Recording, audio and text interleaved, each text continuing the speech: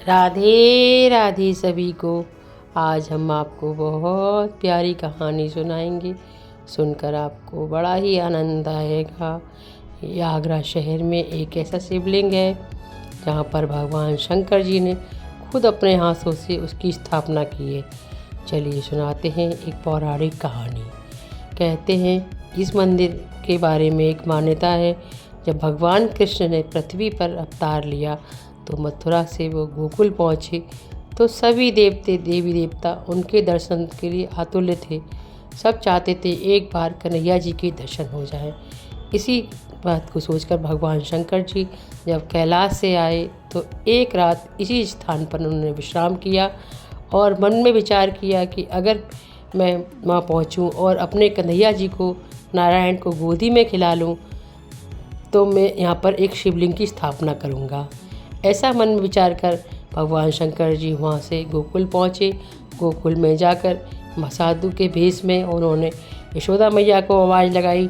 यशोदा मैया ने जब उनका रूप देखा और कहा कि मुझे अपने लाला के दर्शन करा दो, तो यशोदा मैया ने कहा ना बाबा, तेरो तो रूप भी बड़ो भयंकर है, तेने भभूत लगा रखी है, सांप लटक रहे, मेरे लाला तो देख के ही डर जाएगो, मैं तुझे अपने लाला के दर्शन नहीं कराऊंगी, मेरे लाला तो सोए गए हुए। ऐसे कहकर यशोदा मैया ने टाल दिया। भगवान शंकर जी तो कन्हैया जी के दर्शन करने आए थे, वो काम मानने वाले थे। वो एक वृंदावन में एक जगह पर जाकर बैठ गए और तपस्या करने लगे। उधर कृष्ण जी ने देखा कि भोले बाबा उनके दर्शन करने आए हैं और मैया डर के मारे दर्शन नहीं कराने दे रही है, तो उन्होंने अपनी लीला रची और जोर जोर से रोना शुरू कर दिया। तभी कन्हैया जी की आज्ञा मानकर योग्य माया एक गोपी का रूप रख के आई और यशोदा मैया से बोली कि मैया तुम्हारा लाला रो रहा है, जी बाबा को दर्शन करा दो, अगर तुम्हारे लाला को नज़र लग गई होगी तो वो बाबा ठीक कर देंगे। तब यशोदा मैया ने आज्ञा दी तो सभी गोपियाँ जाकर तब कर रही भोले बाबा को बुला कर लाई। तब शंकर जी ने उस कन्हैया जी को देखा और उनके रूप को देखते रह गए और बोले प्रभु, और देखकर मुस्कुराने लगे। और कन्हैया जी भी बाल रूप में उनकी गोदी में आने के आतुर थे। यशोदा मैया की गोदी में से उनकी गोदी में गए और उनको लेकर गोदी में लेकर शंकर भगवान बहुत धन्य हो गए, बहुत प्रसन्न हुए इनकी ये उन भगवान की बाल लीला देखकर।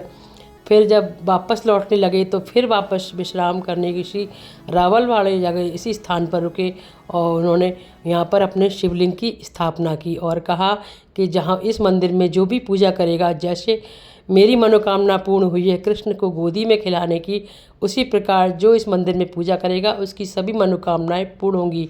और तब से इसका मंदिर का नाम मनकामेश्वर रख गया। इस मंदिर में जो भी मांगते सच्चे दिल से भगवान शिव जी की कृपा से उसकी समस्त मनोकामनाएं पूर्ण होती हैं। ये यहाँ पे हर रोज खुलता है मंदिर और सावन के महीने में विशेष प्रकार का मेला लगता है।